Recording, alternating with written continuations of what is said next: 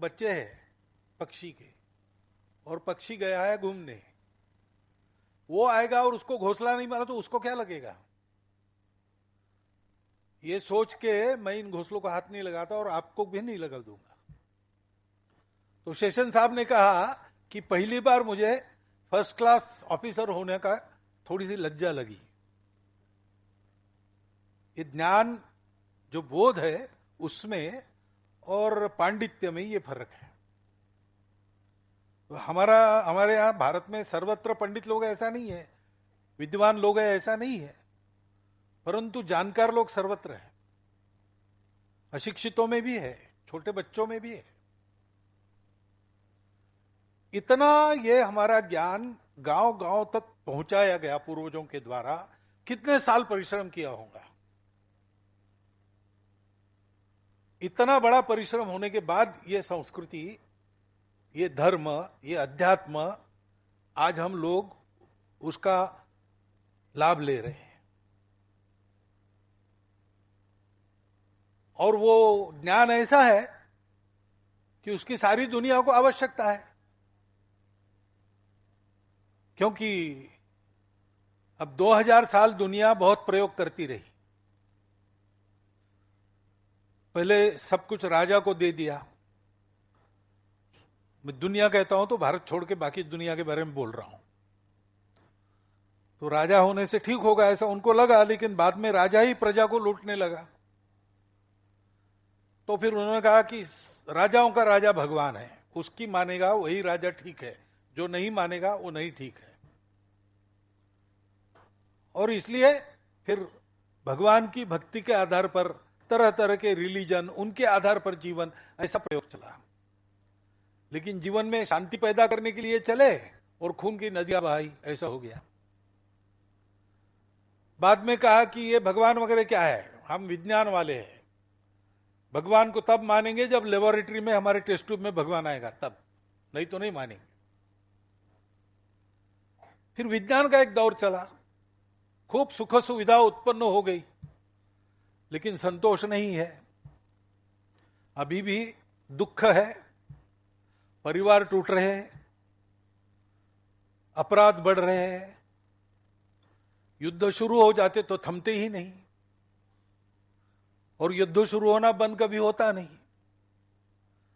जितना विकास हो रहा है उतना पर्यावरण ध्वस्त हो रहा है।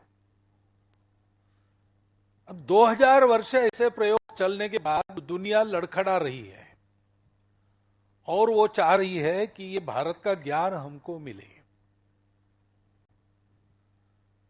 भारत का ये कर्तव्य बनता है, क्योंकि भारत के जीवन का प्रयोजन वो है। भारत दुनिया में क्यों है? मोहम्मद इकबाल ने कहा, यूनान मिस्र रोमा सब मिट गए जहां से, कुछ बात है कि हस्ती मिटती नहीं हमारी। वो हस्ती क्या है? वो यही बोध है, और केवल बोध नहीं, उसका आचरण है। हमारा धर्म है, हमारी संस्कृति है। उसको स्थापन करने का श्रेय किसी एक को नहीं जाता। वो जीवन के सामूहिक अनुभव की तपस्या हम सब लोगों ने मिलकर की, हजारों वर्ष तक की होगी, और उसको एक एक घटक तक पहुंचाया। उस तपस्या का वो परिणाम है। इसलिए वो किसी का स्थापन किया हुआ नहीं है, और पता नहीं कब शुरू हुआ और चलते आ रहा है, इसलिए सनातन है। वो सनातन धर्म ऐसे समयों पर दुनिया को देते रहना, ये भारत के जीवन का प्रयोजन है। और वो प्रयोजन आज फिर से उपस्थित हुआ है, हम दुनिया को देख रहे हैं। सब कुछ होने के बाद भी दुनिया कैसे बनाई जा रही है, बना रहे हैं लोग, जानकर भी कि इससे नुकसान होगा। अपने विकारों से बंधे, अपने स्वार्थों से बंधे, अपने कट्टरपन से बंधे, और इसलिए वो ऐसे कृत्य करते हैं। अब उनको रास्ता कौन दिखाएगा? जिनके पास बोध है वही दिखाएंगे। इन्हें हमको दिखाना है, हमारा कर्तव्य भी बनता है। और इसलिए मंदिर बना तो वो केवल एक पूजा पाती से संबंधित बात नहीं है। इसका हमको विचार करना चाहिए और समाज को भी प्रबुद्ध बनाना चाहिए। पहले मंदिर हमारे जीवन के केंद्र होते थे। मंदिरों के आधार से हमारी पाठशालाएं चलती थी। मंदिरों को केंद्र बनाकर हमारा समाज जीवन चलता था। मंदिरों का केंद्र था, उससे हमारा आर्थिक व्यवहार भी बनता था। समाज जीवन का केंद्र मंदिर था। उसमें समाज को क्या क्या प्राप्त होता था? पहली बात प्राप्त होती थी शक्ति। स्वामी जी ने उल्लेख किया, हम सबको शक्ति मिले, क्योंकि आपके पास सत्य है तो भी दुनिया देखती नहीं है। आपके पास शक्ति है तो आप जो बोलेंगे वो प्रमाण हो जाता है। भारतवर्ष में ऐसा नहीं है, हमारा स्वभाव ऐसा नहीं है, हमको ऐसा बनना भी नहीं है। लेकिन जिस दुनिया को हमको बनाना है उसमें ये नियम है, जिसकी लाठी उसकी भैंस। आपके पास लाठी है तो आप वेनेजुएला को खत्म कर दो, कोई कुछ नहीं कहेगा। चल रहा है। क्यों? शक्ति। वो शक्ति शरीर की, मन की, बुद्धि की शक्ति के साथ शील, ये सारा जो मिलना है वो पहला प्रयोजन है मंदिर निर्माण का। भगवती ये शक्ति है। शिव के शिवत्व में शक्ति का इकार नहीं रहा तो शिव का शव बन जाता है। और इसलिए हमारे यहां सारे भारत में शक्ति पूजा उत्तर दक्षिण पूर्व पश्चिम सर्वत्र प्रचलित है। और एक शुभ योग है, आज मंगलवार है, वो भगवती का दिन है। और भूत पिशाच निकट नहीं आवे, ऐसी जिनकी शक्ति है, ऐसे हनुमान जी का भी दिन है। बल बुद्धि विद्या तीनों जिनके पास है। लेकिन शक्ति बिना भक्ति के उपद्रव करती है, और इसलिए शक्ति के साथ भक्ति आवश्यक है। भक्ति का मतलब होता है जुड़ना। तो हम जुड़े हैं ही, उसको पहचानना। सब लोगों में एक ही अस्तित्व है, इसका अनुभव हमारे पूर्वजों ने किया और बाद में दुनिया को बताया। और इसका अनुभव प्रयास करके लेने की व्यवस्था अभी तक चल रही है, और अनुभव संपन्न लोग आज भी दिखते हैं। तो सबसे अधिक प्रमाणित बात यह है, हम सब जुड़े हैं। अब विज्ञान भी बोलता है एवरीथिंग इज कनेक्टेड। विज्ञान भी बोलता है कि कॉन्शियसनेस सर्वव्यापी है, लोकल नहीं है, यूनिवर्सल है। और हो सकता है कि everything started with pre existing universal consciousness. विज्ञान भी इधर आ रहा है, हमारी बात को प्रमाणित कर रहा है। लेकिन अगर हम जुड़े हैं तो हमारा व्यवहार भी हम जुड़े हैं ऐसा होना चाहिए। तो मनुष्य जब ऐसा व्यवहार करता है, राजा रंतिदेव हुए, अवर्षण पड़ा, 12 साल पर्जन्य वृष्टि हुई नहीं, तो बड़े कष्टों से अन्न संग्रह करके सारी प्रजा को देते थे, बचा तो अपने लिए कुछ रखते थे। एक बार 8 दिन निरंतर उपवास करने के बाद 8वें दिन के वितरण में प्रजा की अपेक्षा की पूर्ति हो गई और एक कटोरा सत्तू बचा। तो राजकुमार, राजकुमारी, राजमाता यानी रानी और राजा बैठे भोजन के लिए। एक घड़ा पानी था घर में, सत्तू के 4 भाग करके खाने के लिए बैठे। तो वहां एक भिखारी कुत्ता लेके आ गया और कहा, महाराज मैं भूखा हूं और मेरा कुत्ता भी भूखा है। तो राजा ने अपना सत्तू दिया, उसने कहा भूख नहीं मिटी। रानी ने दिया, चारों ने अपना अपना भाग दे दिया। फिर उसने कहा प्यास लगी है, तो वो पानी पी लिया और आधा पानी कुत्ते को पिलाने लगा। तो इनके आंख में आंसू आ गए।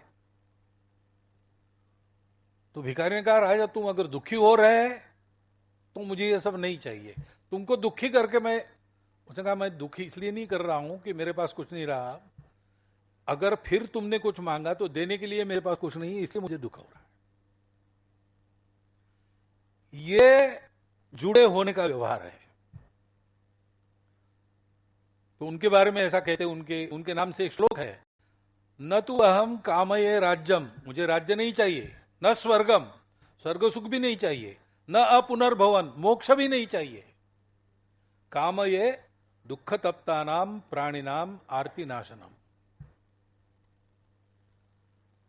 तो ये सब हमको मिला है, इतनी बड़ी विरासत मिली है, वो क्यों मिली है?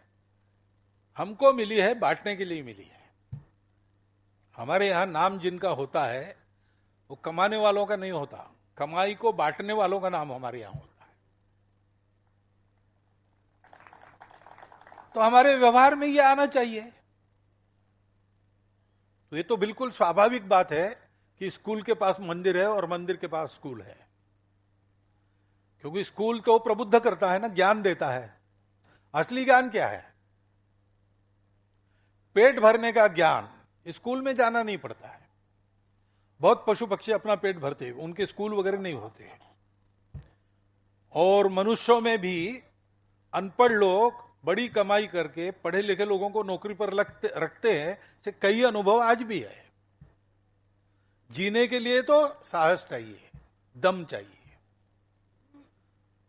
तो सर्वाइवल के लिए एजुकेशन ये ठीक है, होना चाहिए, उसका काम है, उपयोग है, लेकिन वो वास्तविक शिक्षा क्या है? वास्तविक शिक्षा वो नहीं है। अपने अंदर जो है उसको जानना, उसके आधार पर संपूर्ण दुनिया में अपने को देखना, संपूर्ण दुनिया को अपने में देखना, यानी आत्मवत् सर्वभूतेषु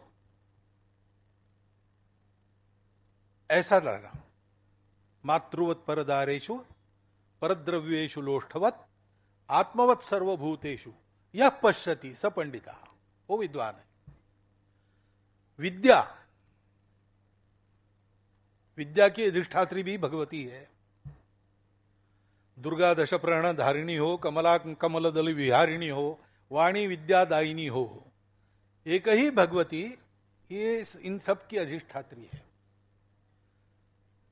तो विद्यालय में उस अधिष्ठात्री का होना यह स्वाभाविक बात है, और जहां वो अधिष्ठात्री बैठी है वहां ये सब विद्यादान के काम होना यह भी स्वाभाविक बात है। और देखिए जहां जहां मंदिर है वहां वहां सेवा चलती है। तमिलनाडु में लोगों ने विचार किया कि मिशनरी लोग सेवा करते, उसकी बड़ी कीर्ति है, और हम लोग कुछ करते हैं कि नहीं। तो उन्होंने आहूत किया सभी धार्मिक संस्थाओं को कि आप अगर सेवा करते होंगे तो आपकी प्रदर्शनी लगाओ। तो हिंदू धर्म के आचार्यों के द्वारा, सन्यासियों के द्वारा चलने वाली सेवा की प्रदर्शनी लगी। तो ध्यान में आया कि पूरे भारत में अन्य कोई भी जितने सेवा कार्य करता है उससे 2 गुना 3 गुना ज्यादा सेवा भारत के दक्षिण के 4 राज्यों की धार्मिक संस्थाएं हिंदुओं की वो करती है, उतनी सेवा करती है। क्योंकि हमारे लिए स्वाभाविक बात है, जहां भगवान होगा वहां भक्तों की सेवा होगी ही होगी। तो हमको आज इस कार्यक्रम में उपस्थित रह के ये सोचना चाहिए, ये तो होगा, यहां मंदिर बना है, स्कूल चला है, और भी कुछ कुछ होते रहेगा, ऐसे मंदिर और बनेंगे, वहां ये सब चलेगा। लेकिन हम यहां आज उपस्थित है तो हमको वो शक्ति प्राप्त करनी है, मन में वो साहस रखना है। परिस्थिति विकट दिखती है तो भी ये ध्यान में रखना है कि परिस्थिति आती है, परिस्थिति जाती है, हम पक्के रहते उसमें। राजा जनक को एक बार सपना आया, और सपने में ऐसा उसने देखा कि उसका राज्य चला गया, जो शत्रु था वो राजा बन गया, उसने उसको देश निकाला दे दिया और कहा कि शाम के अंदर देश के सीमा के बाहर हो जाओ, और सबको बता दिया कि इसको जो खिलाएगा पिलाएगा उसको मार देंगे, और शाम के बाद ये मिला तो इसको भी मार देंगे। तो सपने में भागा राजा जनक, भागते भागते थक गया, सीमा पार कैसे सहते हो गया। रात को जंगल में सीमा पार करके जंगल में आगे गया तो एक उसको अन्न छत्र मिला। अब रात को 11 बजे खाने को मांगा, उसने कहा भाई सब समाप्त हो गया, अब कल बनेगा। बोले मैं तो इतना भूखा हूं, इतना दौड़ के आया हूं, इतना। तो ठीक है, बर्तन धोने के लिए भेज दिए है, वहां जाके उसको कुछ लगा होता खुरस्ट को, वो खाओ। तो गया तो भात के बर्तन में थोड़ा सा भात लग गया था, उसने खुरच कर उसको हाथ में लिया और कुएं के पास गया, वहां बैठकर खाएंगे, बाद में पानी पीएंगे। उतने में रात को एक चील आई, वो झपट्टा मार के पूरा चावल उठा के ले गई। तो इतना वो प्रक्षुभित हो गया कि वो चिल्लाया तो जग गया तो देखता है दास दासी सब दौड़ के आए हैं, कोई पानी पूछ रहा है, कोई खाने को पूछ रहा है, क्या हो गया महाराज, सब पंखे से हवा। तो उसको लगा कि वो सच था कि ये सच था। ये मैं अभी जो देख रहा हूं ये सत्य है कि अभी इसके पहले बिल्कुल इतना ही सत्य मैं अनुभव कर रहा था, थकान को, भूख को, पराजय की उद्विग्नता को। तो क्या सत्य है? तो सबको पूछने लगा ये सच है कि वो सच है। अंत में याज्ञवल्क्य आए, उनको पूछा तो याज्ञवल्क्य जी ने कहा पहले बताओ क्या हो गया, क्यों पूछ रहे हो? तो उसने बताया। तो याज्ञवल्क्य जी ने कहा कि बताओ कि शत्रुओं से विजित और निष्कासित तुम और बड़े दीन होकर फटे कपड़ों में दौड़ रहे थे, क्षुधा और प्यास से व्याकुल हो रहे थे, और अन्न छत्र में अन्न मिला वो चील ले गई इसलिए क्षुब्ध हो गए, इन सब में तुम थे क्या? बोला मैं था, इसलिए तो बता रहा हूं। तब ये तुम्हारा राजमहल, ये गद्दिया, ये सेवक, दास दासी, नहीं वहां कोई नहीं था। अच्छा, अब तुम जो अनुभव कर रहे हो, राज्य सत्ता अपनी है, दास दासी है, सब ऐशो आराम है, यहां तुम हो कि नहीं? तो बोले हूं। और यहां वो भूखमरी है क्या, वो अन्न छत्र है क्या, वो तुम्हारा शत्रु? तो बोले यहां कुछ नहीं। तो बोले वो था तब ये नहीं था, ये था तब वो नहीं था, इसलिए ये और वो दोनों असत्य है। लेकिन वो था तब भी तुम थे, ये था तब भी तुम थे, तो तुम सत्य हो, तुम अनुभव करने वाले हो। ऐसे परिस्थितियां रहती है, वो आती जाती है, ये निश्चित है। परिस्थिति आएगी तो परिस्थिति जाएगी। बाहर की दुनिया स्थिर रहती नहीं, वो बदलती है। लेकिन उस दुनिया को अनुभव करने वाला मैं पक्का हूं, और मैं जब तक अच्छा पक्का सच्चा रहूंगा तब तक परिस्थिति मेरा कुछ नहीं बिगाड़ सकती। मेरा अस्तित्व सनातन है। ये जानकर जब आदमी खंभीर होकर साहस पूर्वक रास्ता निकालता है, प्रयास करते रहता है, तब सब ठीक होता है। उसी से शक्ति बनती है। वो शक्ति हमारे मन में स्फूर्ति पानी चाहिए उसने, और हमको इस स्फूर्ति को सारे समाज को देना चाहिए। और दूसरी जो हमारी आंतरिक एकता की बात है, दुनिया की स्वार्थी ताकतें जानती है कि ऐसे समय में भारतवर्ष उठेगा तो हमारे सारे दुकान बंद हो जाएंगे। वो ये नहीं चाहते, इसलिए भारत की विविधता को भेद बताकर वो आपस में झगड़ा लगाने का काम कर रहे हैं सर्वत्र। वो जो उदाहरण देने की आवश्यकता नहीं, थोड़ा आंख खोलकर चारों ओर क्या चल रहा है वो आप देखेंगे तो ध्यान में आएगा। खान पान रीति रिवाज हमारे अलग अलग पहले से है, भाषाएं अलग अलग पहले से है, देवी देवता अलग पहले से है, लेकिन ये सब विविधता होने के बावजूद हम ये जानते हैं कि ये विविधता हमारे एकता का आविष्कार है, एकता का श्रृंगार है, हमारी एकता का उत्सव है। ये ज्ञान हम भूल जाए और आपस में लड़ाई करें ताकि हम अशक्त बन जाए और दुनिया की ऐसी आसुरी ताकतें अपना खेल खुला खेले। इसके प्रयास चल रहे। इसलिए हम लोगों को, पूरे समाज को इसका बोध देना पड़ेगा कि ये सारी विविधताएं पहले से थी, उसके बावजूद हम एक है। क्योंकि ये दिखने वाली बातें हैं, बदलती रहती है।